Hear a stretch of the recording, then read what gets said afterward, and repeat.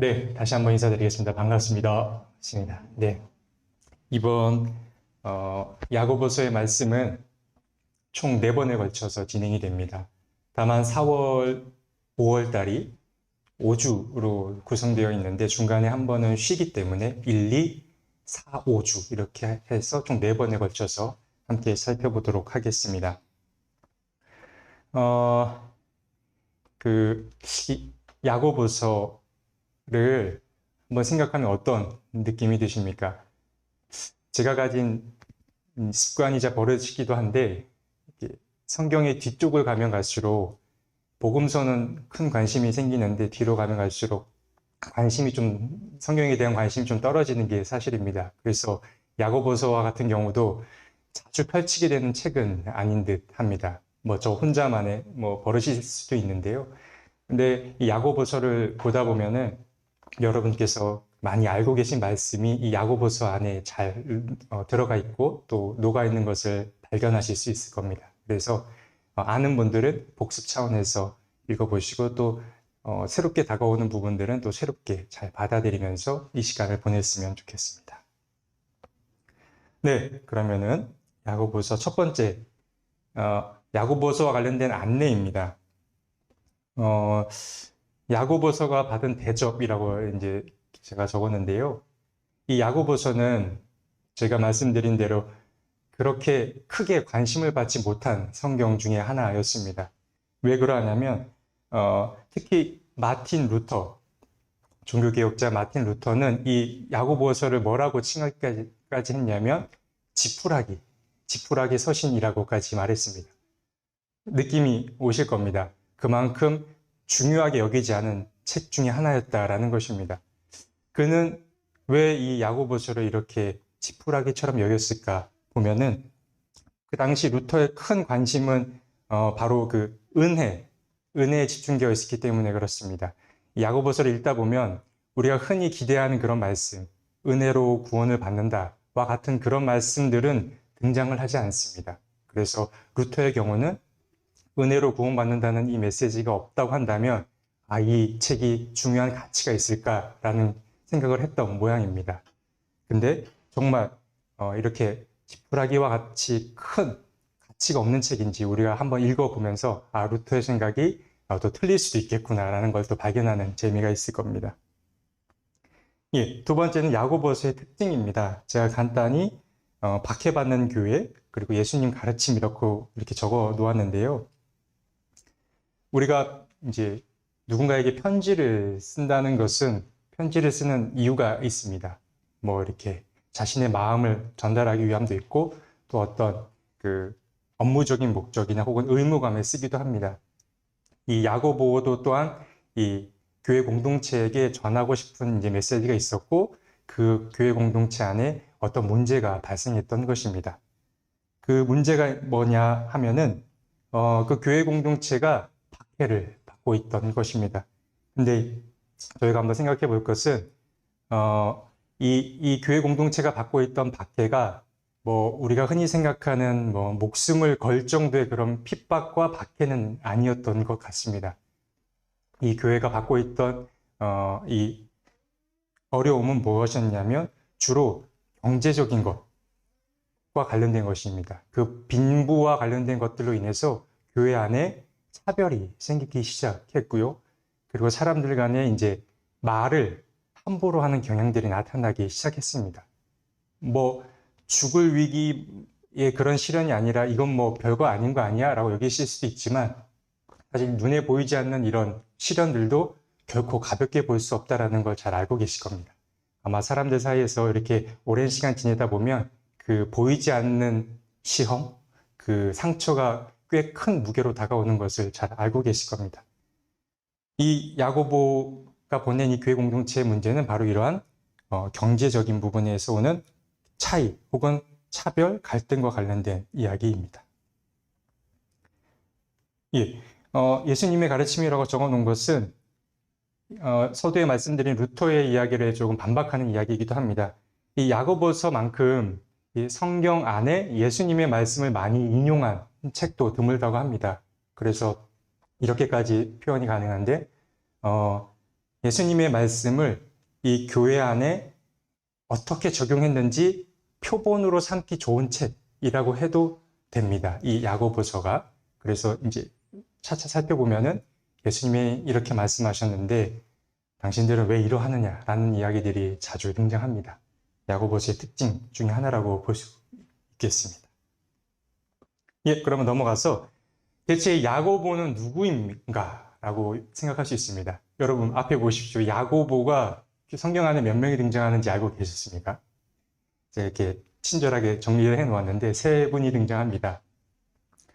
사실 저도 머리가 나쁜지라 이렇게 늘 정리가 필요한데 마리아만 해도 여러 마리아가 등장하고 또 요셉도 구약의 요셉이 있고 신약의 요셉이 있고 막 이런 것들이 있어서 저도 제 메모장에 적어 놓는데 야고보도 이렇게 성경에 총 3명의 야고보가 등장합니다.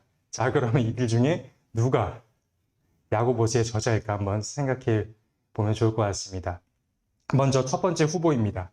첫 번째 후보는 세베대의 아들, 다시 말해 예수님의 12 제자 가운데 한 사람입니다.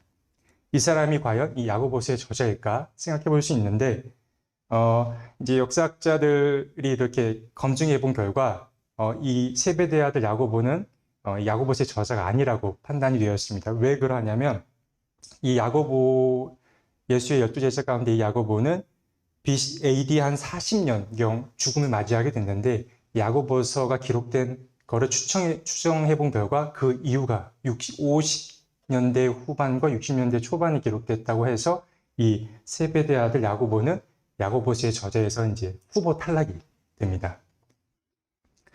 근데 이제 한 가지 여담을 좀 드리자면 우리 그 담임 목사님을 통해서 그 산티아고 이야기를 많이 이제 듣고 하지 않습니까? 지난 주일도 듣긴 했는데 여러분 그 산티아고는 성 야고보의 이름의 스페인식 발음인데 대체 이 세 사람 중에 이 산티아고 야고보는 누구인가 생각할 수 있는데 저도 좀 헷갈려서 찾아보니까 바로 이 첫 번째 세베대 아들 야고보가 그 산티아고의 그 야고보를 칭한다고 합니다.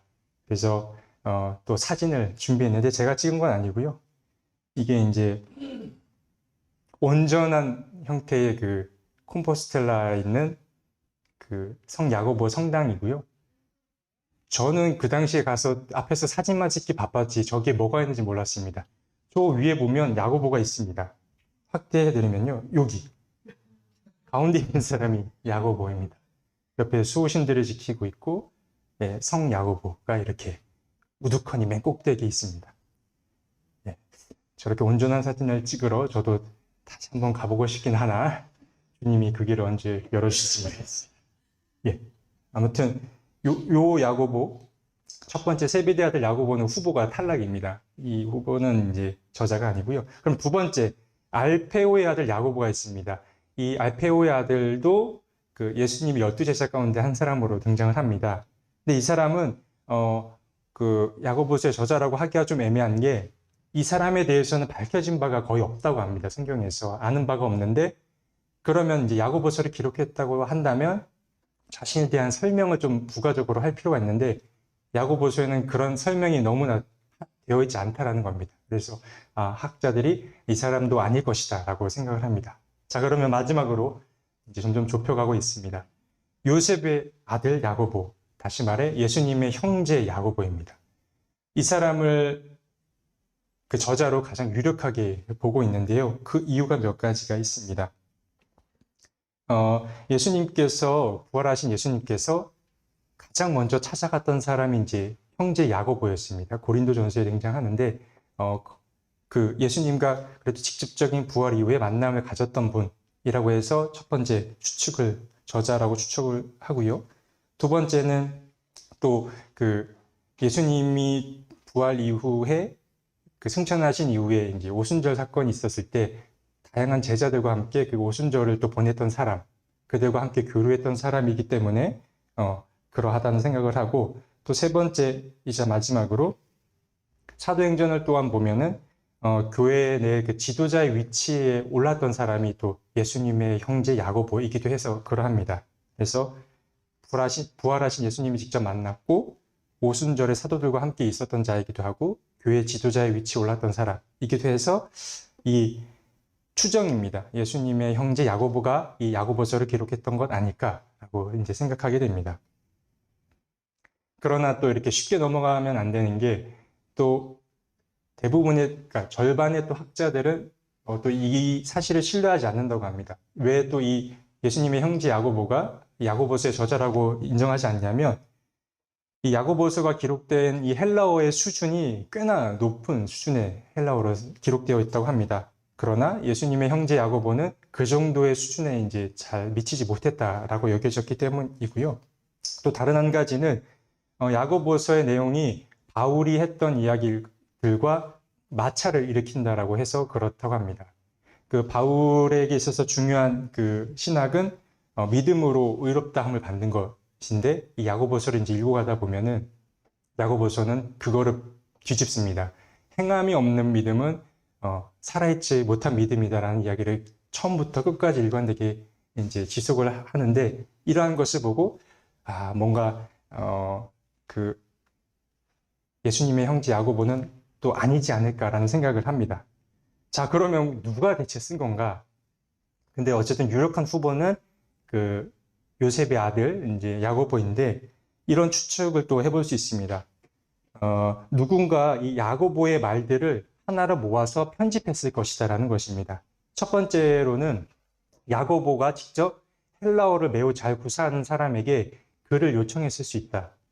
왜냐하면 자신이 쓴 이 내용과 글들이 헬라권 문화에 잘 녹아들고 전달되게 하기 위해서 그러했을 것이다 라고 추정을 하고요. 자신의 실력이 안 돼도 누군가에게 이제 대피를 할 수 있는 것이죠. 그리고 두 번째는 이 야고보가 죽은 이후에 교회 공동체가 그의 말들을 회상하면서 혹은 기록해 놓았던 부분들을 한 권의 책으로 만들었을 것이다 입니다. 그러니까 내가 그리 이렇게 헬라어를 잘 구사하지 못하고 바울의 신학과 조금 다른 부분이 있더라도 그 이후 세대들이 혹은 다른 사람에 의해서 이 책이 기록되었을 것이다 라고 추정할 수 있습니다. 아무튼 이 셋 중에 한 분은 확실합니다.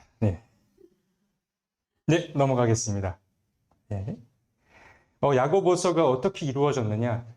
총 5부로 요약을 했지만 이게 장을 뜻하는 것은 아닙니다. 야고보서 5장까지 되어 있지만 이 장을 뜻하는 건 아니고요. 한번 천천히 살펴보면 이제 일부를 이제 보게 되면 시험 당한 자들에 대한 어떤 응원의 메시지를 일단 던집니다. 그리고 내가 좀 시험을 감당하기 어려워하는 자들에게 있어서 하나님께 지혜를 구하라는 말이 나오고요. 또 이 말을 다스림, 혀의 다스림에 관해서도 경고하는 메시지가 나옵니다. 그리고 또 넘어가면 부유한 사람들, 그리고 구제하는 것에 대한 중요성, 그 부유한 사람들에 대한 경고의 메시지도 나오고요. 재밌게 이제 1부가 끝나면 그냥 넘어가는 것이 아니라 1부 때 다뤘던 내용을 조금씩 심화합니다. 그래서 바로바로 다음 장으로 다른 이야기로 넘어가지 않고 이야기가 계속 반복돼서 나오고요. 3부에 넘어가면은 또 혀의 사용에 관해서 1부에 나왔던 이야기가 또 심화되고 또 그 4부에 가서는 또 1부에 나왔던 이야기가 또 다시 한번 나옵니다. 그리고 5부에 있어서는 편지 글을 마무리하는데 저도 야고보를 이제 탓하는 건 아니지만 이 이야기의 흐름이 조금 들쑥날쑥합니다. 뭔가 하나의 맥락으로 쫙 이렇게 일필휘지처럼 싹 쓴 거라고 여겨지지 않고 이 이야기를 꺼냈다가 다른 이야기 꺼냈다가 다시 뒤에 가서 앞에 이야기를 또 꺼냈다가 이런 식으로 합니다. 그래서 제가 강의를 왜 저렇게 들쑥날쑥하게 하나라고 너무 미워하지 마시고 야고보 자체가 그렇게 마디마디를 구성했다라고 여겨주시면 좋을 것 같습니다. 예. 네, 그러면은 이제 1장부터 살펴볼까 하는데요. 저는 잘 아시다시피 성경을 거의 다 읽어가면서 합니다. 특히 야고보서는 짧아서 빠짐없이 읽을 것 같은데요. 성경책이 없으신 분들은 지금 마련해 주시면 좋을 것 같습니다. 예, 1장도 크게 두 부분으로 나뉜다고 볼 수 있는데 말씀드린 대로 어떤 한 가지의 주제를 던지고 그 후반부에는 그 주제에 대해서 심화하는 시간을 이제 갖습니다. 예, 1장 1절인데 이 부분은 제가 읽어보도록 하겠습니다. 1장 1절은 이제 인사와 관련된 내용인데요. 제가 혼자 읽어보겠습니다. 하나님과 주 예수 그리스도의 종인 야고보가 세계에 흩어져 사는 12지파에게 문안을 드립니다. 라고 인사말을 하고 있습니다. 야고보도 특별한 것 없이 여느 제자들과 마찬가지로 이제 인사말로 시작을 합니다. 그런데 아마 좀 독특한 부분을 발견하신 분들이 계실 겁니다. 수신자들을 12제자 혹은 12지파라고 이렇게 칭하고 있습니다. 그래서 이런 생각을 해볼 수 있는데, 그러면 야고보는 이 야고보서의 수신자들을 유대 사람, 다시 말해 히브리 사람에 한정시킨 건가라고 생각할 수 있는데 그렇진 않고요. 아마도 이런 생각을 하게 됩니다. 야고보가 이방인이나 유대인 모두 구분을 짓지 않고 하나의 참 이스라엘 공동체, 참 공동체라고 여겼다라는 뜻에서 이렇게 인사말을 건넨 것 아닌가 생각해 보게 됩니다. 자, 그러면 좀 함께 읽어봤으면 좋겠는데요. 1장 2절에서 11절까지의 말씀을 저와 함께 교독하시겠습니다. 2절에서 11절까지인데요. 제가 먼저 읽겠습니다. 나의 형제자매 여러분, 여러 가지 시험에 빠질 때에 그것을 더할 나위 없는 기쁨으로 생각하십시오.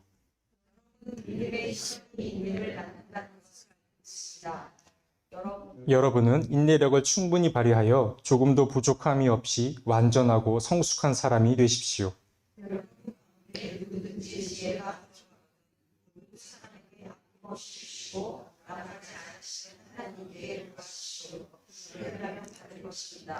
조금도 의심하지 말고 믿고 구해야 합니다. 의심하는 사람은 마치 바람이 밀려서 출렁이는 바닷물들과 같습니다.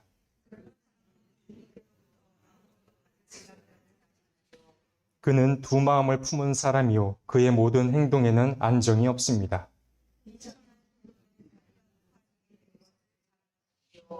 부자는 자기가 낮아지게 된 것을 자랑하십시오.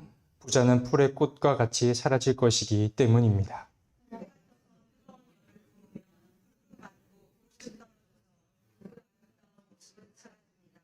이와 같이 인자도 자기 일에 물건하는 동안에 시들어버립니다.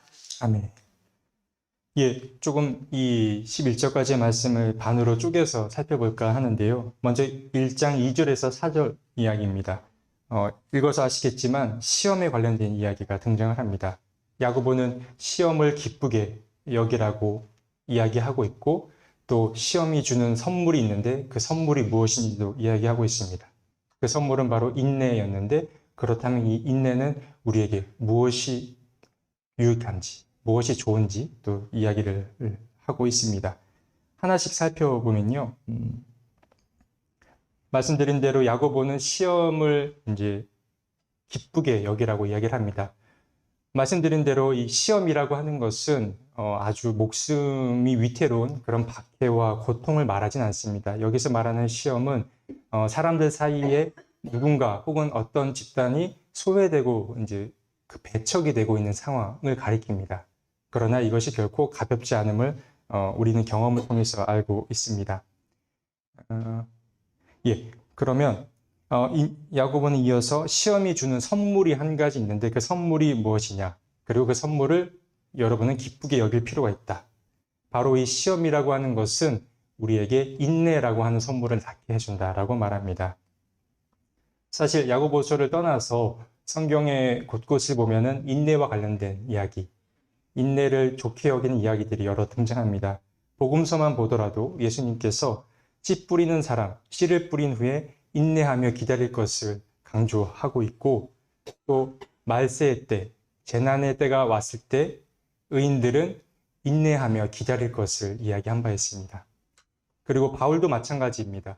바울도 의로운 사람의 삶은 인내하는 사람의 삶이라고 이야기를 한 바 있습니다. 로마서에서 그러한데요. 어쨌든 야고보서를 떠나서 복음서와 서신서들에는 다양한 인내에 대한 강조, 중요성에 관해서 이야기를 하고 있습니다. 자, 그러면 이 예수님께서 인내를 이제 중요하게 여겼다고 하는데, 인내는 과연 우리에게 어떤 선물을 주는가? 인내에도 좋은 점이 있어야 인내를 하지 않겠습니까? 먼저 두 가지로 제가 정리를 해봤습니다. 첫 번째는 하나님께서 인내하는 사람을 이뻐하신다라는 사실입니다. 그 사람을 좋게 여긴다라는 이야기인데요. 하나님께서 그 사람을 좋게 여기실 뿐만 아니라 나중에 적절한 보상을 또한 해주신 바가 있습니다. 두 가지 예를 적어놨는데 아브라함의 예와 욥의 예입니다. 아브라함도 숱한 시험들을 봤죠.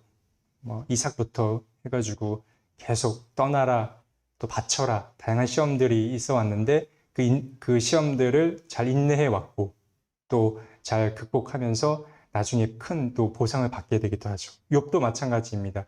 처음에 모든 것을 잃었지만 나중에 가서는 하나님이 다른 것들로 또 채워주기도 합니다. 물론 이 보상과 관련된 것은 사실 좀 고민할 필요가 있다고 여겨집니다. 저는 이 말씀을 늘 대할 때마다 하나님께서 나중에 좋은 것을 주실 것이다 라는 말씀을 대할 때마다 사실 고민이 좀 됩니다. 제게 있어서 가장 큰 고민은 내게 아무런 보상이 주어지지 않는다고 하여도 나는 그리스도의 법을 따를 것인가 라는 겁니다. 이 부분은 참 어렵고 쉽지 않은 부분이긴 한데요. 이제 이런 아브라함 욥 이야기를 듣다 보면은 그런 기대를 안 할 수가 없지 않습니까? 아브라함은 이렇게 끝에 좋은 결말을 맺었고 욥도 이렇게 풍성한 은혜를 받았지 않나 하는데, 그렇게 본다면 하나님이 뭘 주지 않으신다면 나는 안 할 수도 있겠구나, 이제 하나님의 법을 벗어날 수도 있겠구나라는 생각을 하게 됩니다.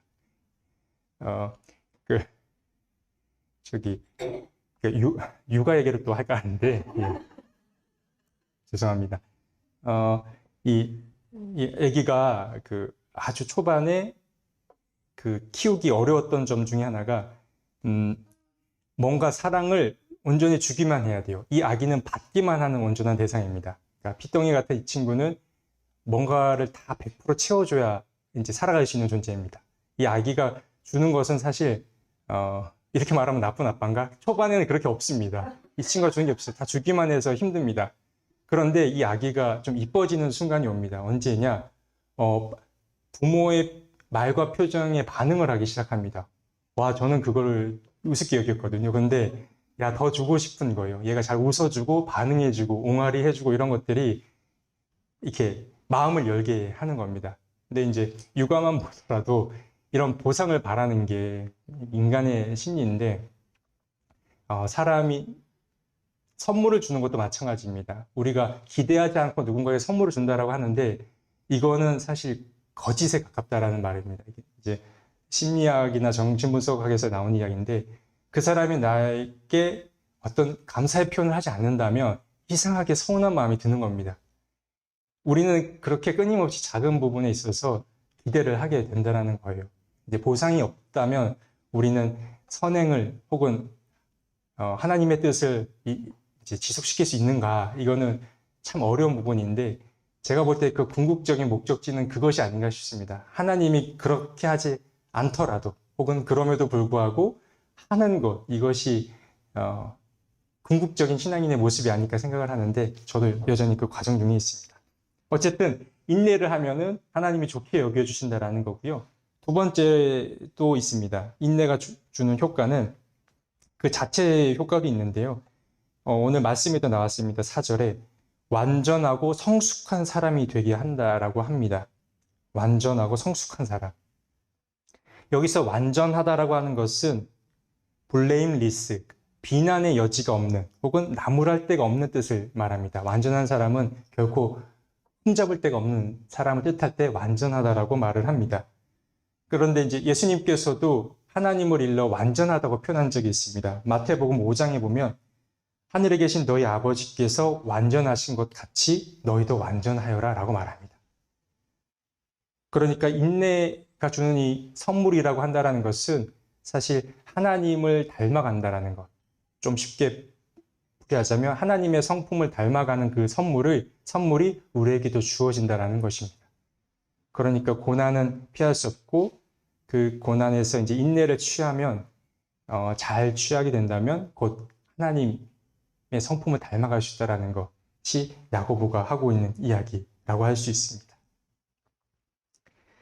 예, 그러면 다음으로 넘어가서 1장 5절에서 8절 읽으셨는데 이런 이야기를 하죠. 만약에 내게 인내가 부족하다라고 여겨지는 사람이 있다면 이렇게 해보아라 라고 이야기를 합니다. 그것은 바로 하나님께 지혜를 구하라고 이야기를 합니다. 하나님은 5절에 보면 아낌없이 주시고 또 나무라지 않는 분이시기 때문에 구하기만 하면 주실 것이다 라고 이야기를 합니다. 그러나 그 야고보가 한 가지 말을 덧붙인 것이 있습니다. 의심하지 말고 그 지혜를 구해야 한다라고 하는 것입니다. 의심하는 사람은 출렁이는 바다 물결 같다라고 말하면서 이런 이야기를 했는데요. 근데 여기서 의심하지 말라라고 하는 것은 이제 좀 잘 생각해 보아야 합니다. 하나님이 내 기도를 들어주실까라는 것에 의심을 말하는 것은 아닙니다. 하나님이 내 기도를 정말 듣고 계셔 내 기도에 응답을 해주실까라는 것에 의심을 말하는 것이 아니고요. 여기서 말하는 의심은 두 마음을 품은 사람들을 가리키는 말입니다. 여기서 두 마음이라고 하는 것은 하나님을 신뢰하는 마음과 세상을 신뢰하는 사람의 이 두 마음을 가리킵니다. 어쨌든 이 경제적인 것으로 인하여서 이 교회 내 분란이 일어나고 사람들 간의 차별이 일어나게 되었다라고 하는 것인데 여기서 요새 야고보가 말하는 것은 하나님을 신뢰하는 것과 세상을 신뢰하는 것 사이에서 의심해서는 안 된다라는 것입니다. 이렇게 두 개로 나뉜 마음은 결코 응답을 받지 못할 것이라고 말하면서 말입니다. 그래서 지혜를 구하되 두 마음을 품지 말고 지혜를 구하는 것이 매우 중요하다라고 야고보는 말하고 있습니다. 예, 넘어가도록 하겠습니다. 이제 12절에서 마지막 27절까지인데요. 이제 시험 그리고 지혜와 관련된 내용이 점점 심화됩니다. 좀 나눠서 읽어보도록 할 건데요. 1장 12절에서 18절까지의 말씀을 교독하겠습니다. 제가 먼저 읽겠습니다. 시험을 견디어내는 사람은 복이 있습니다. 그 사람은 그의 참됨이 입증되어서 생명의 면류관을 받을 것이기 때문입니다. 그것은 하나님을 사랑하는 사람들에게 약속된 것입니다.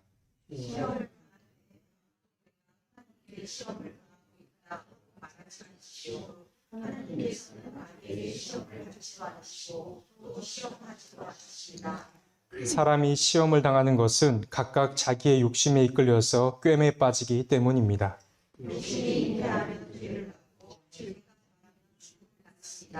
나의 사랑하는 형제자매 여러분, 속지 마십시오.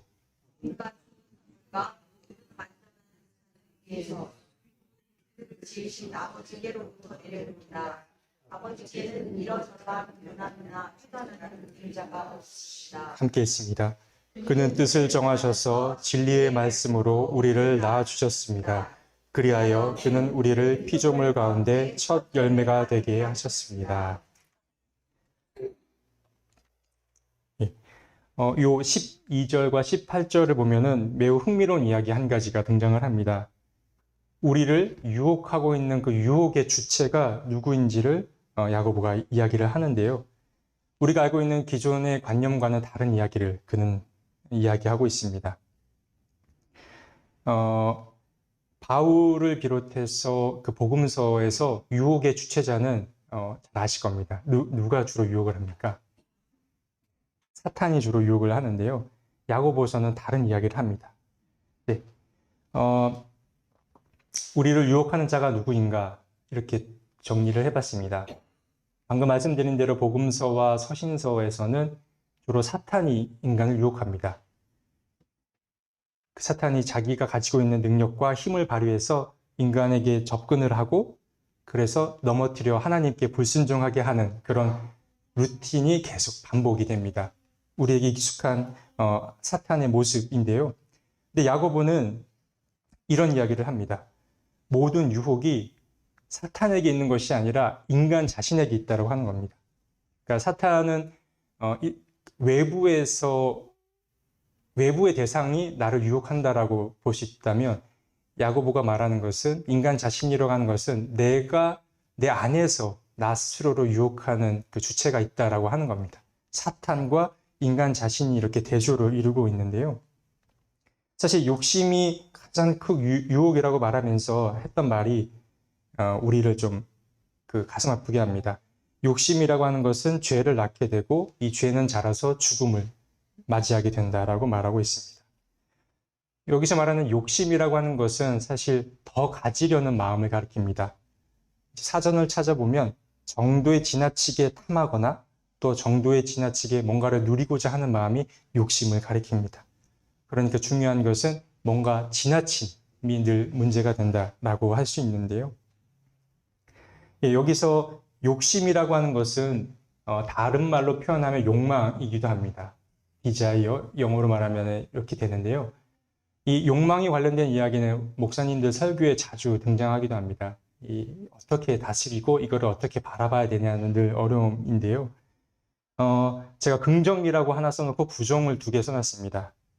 욕망에 긍정적인 부분이 있는가? 있습니다.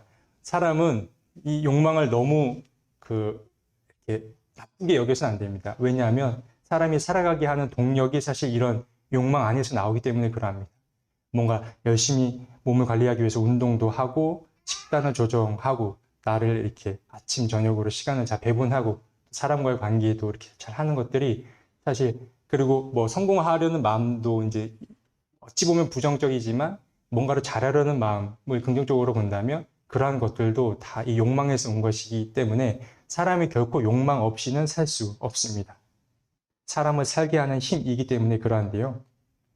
근데 문제는 무엇이냐? 이 2가지입니다. 첫 번째는 만족을 모른다는 겁니다. 욕망은 눈에 보이지 않기 때문에, 그리고 사람마다 차이가 있기 때문에 결코 알 수 없습니다. 누군가가 자기 자신만 알 수 있는데 때로는 자기 자신도 모르는 게 이 욕망입니다. 내가 얼마나 더 가지려고 하는지, 얼마나 더 무언가를 원하는지는 알 수 없지만 이 욕망이라고 하는 것은 결코 끝이 없다라는 것, 이것이 가장 큰 문제라고 할 수 있고요.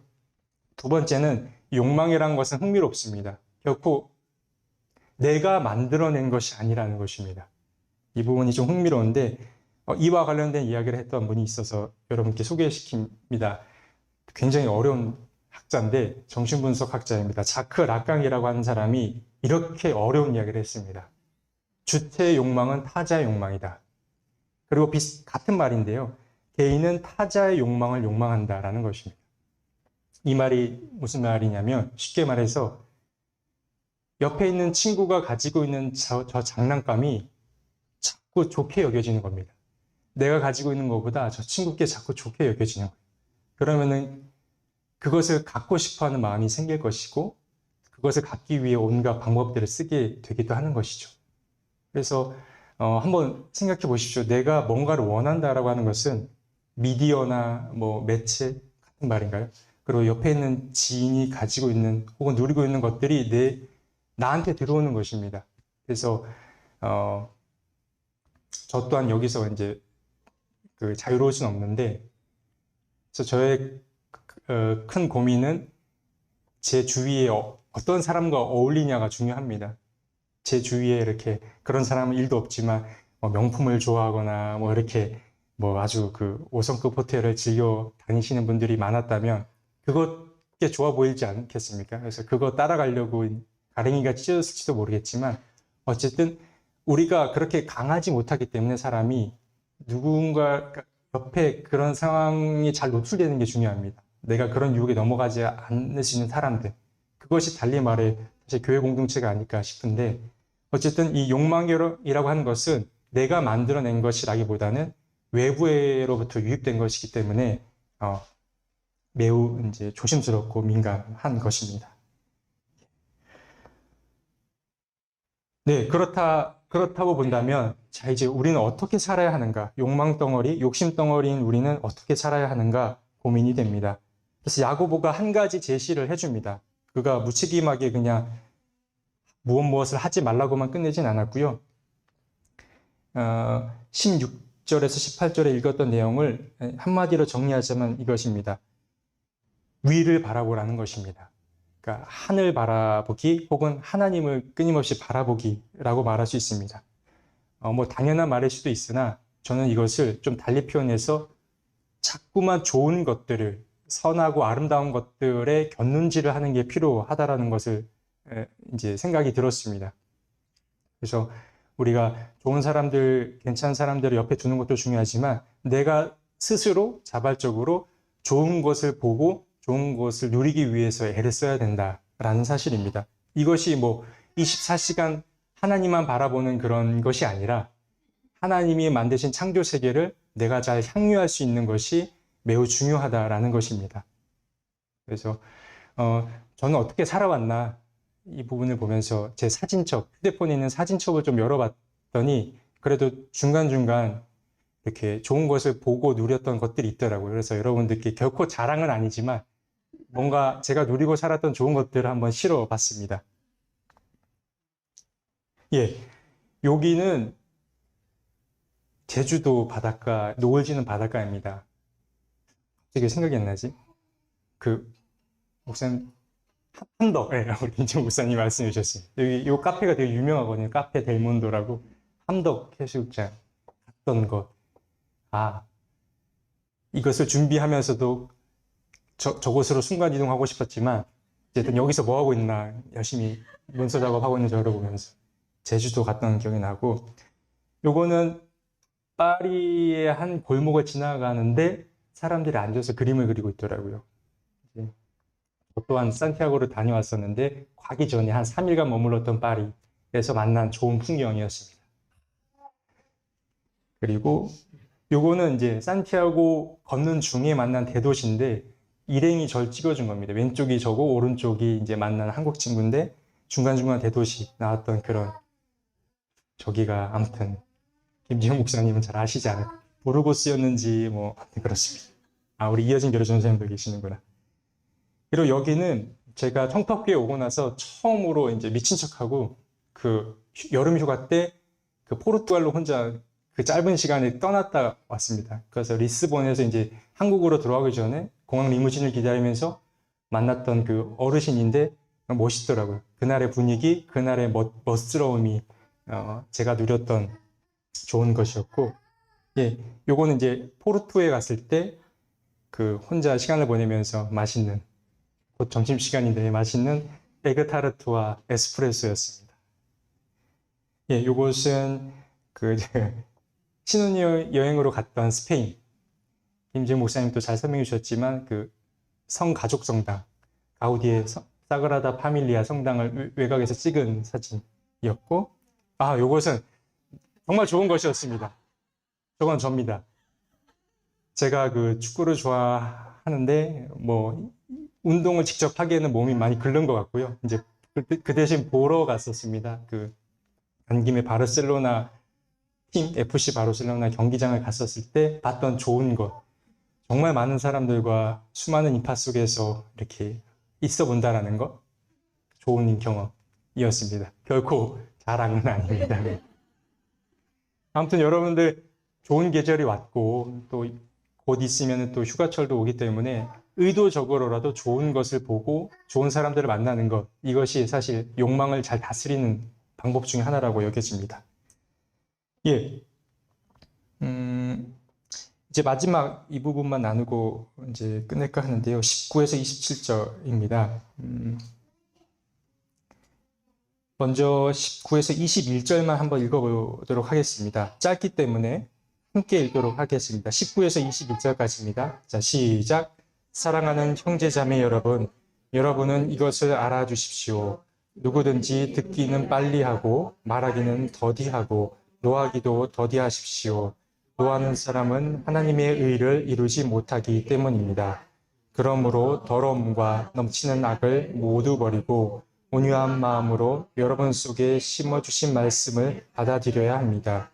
그 말씀에는 여러분의 영혼을 구원할 능력이 있습니다. 네, 여기까지 일단 읽도록 하겠습니다. 야고보는 어떤 태도로 삶을 살아야 되는지 한 가지 또 가이드를 제시해 주는데요. 정답은 요약하면 딱 두 가지입니다. 잘 듣고 잘 행하라는 것입니다.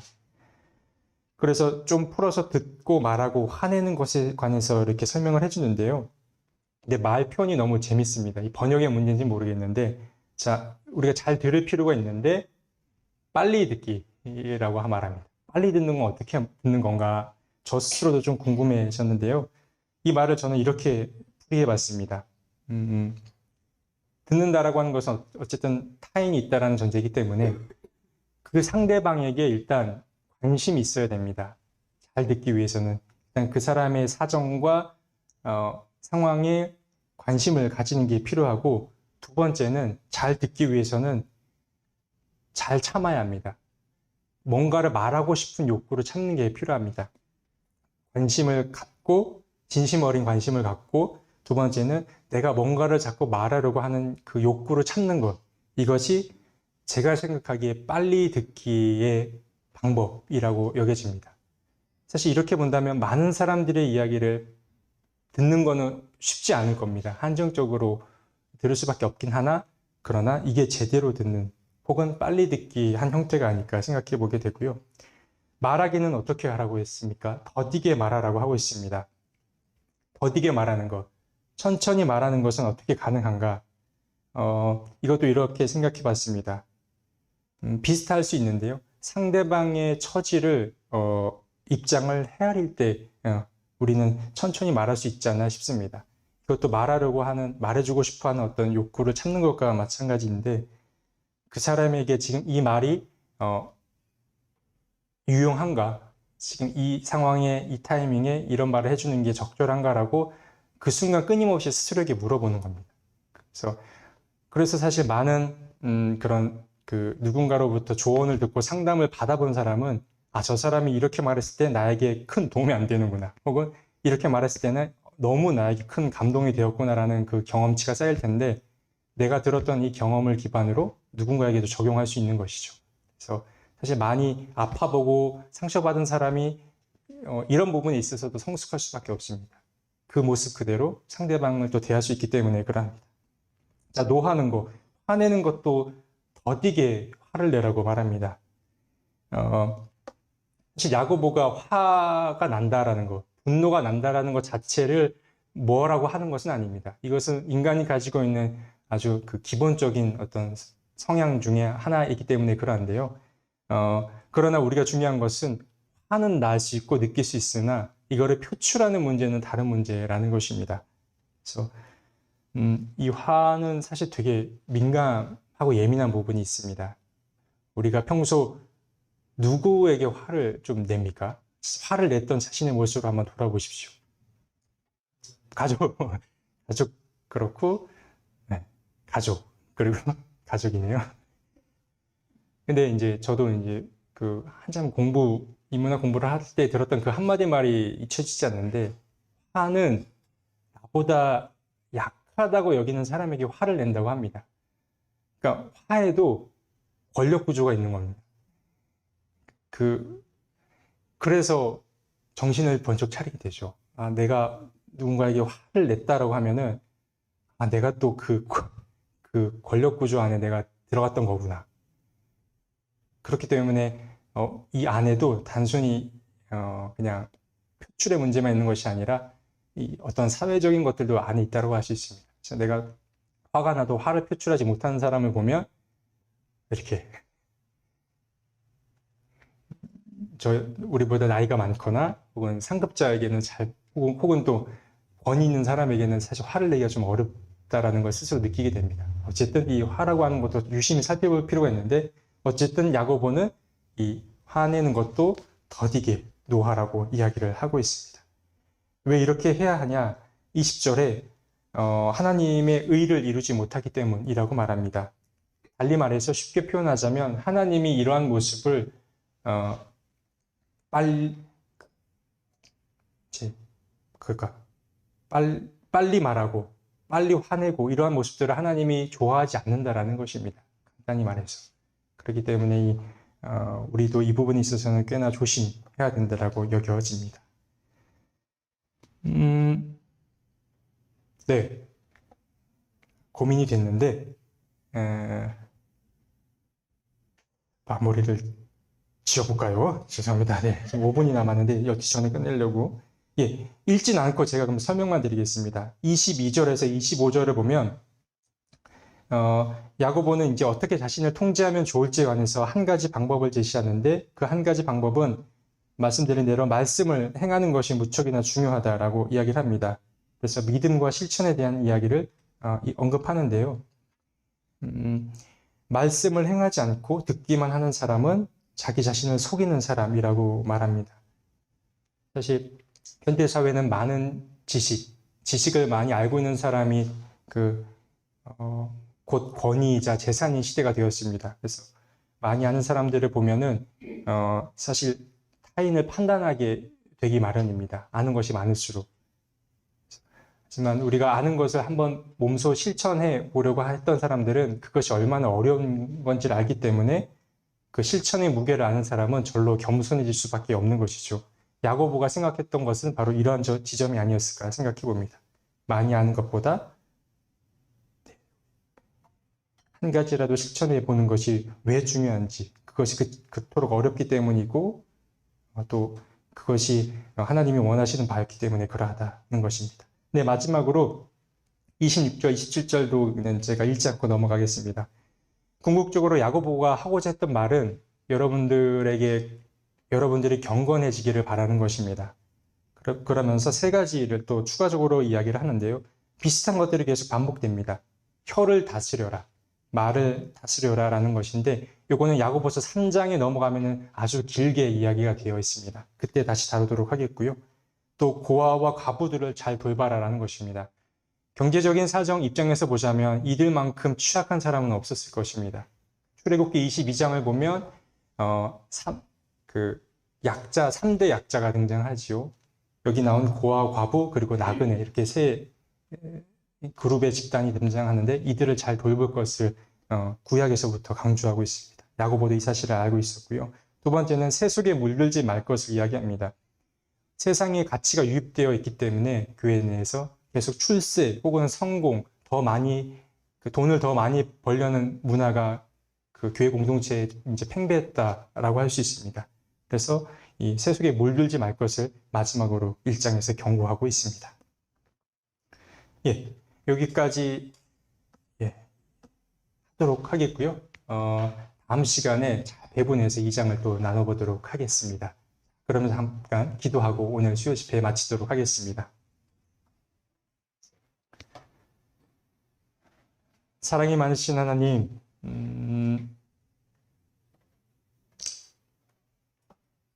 우리가 세상에서 살아간다라고 하는 것은 결코 유혹에서 자유로울 수 없는 것임을 잘 알고 있습니다.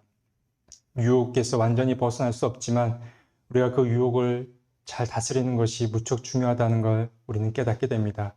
하나님, 우리가 오늘 배운 이 짧은 야고보서의 말씀을 통해서 세상의 유혹, 내 안에 있는 욕망들과 거리두기를 잘 할 수 있게 도와주셔서 내 곁에 있는 사람들, 그리고 내가 만나는 사람들을 차별하지 말고 그리스도의 품으로 잘 품어낼 수 있게 주님 도와주옵소서. 예수님의 이름으로 기도드립니다. 아멘. 하늘에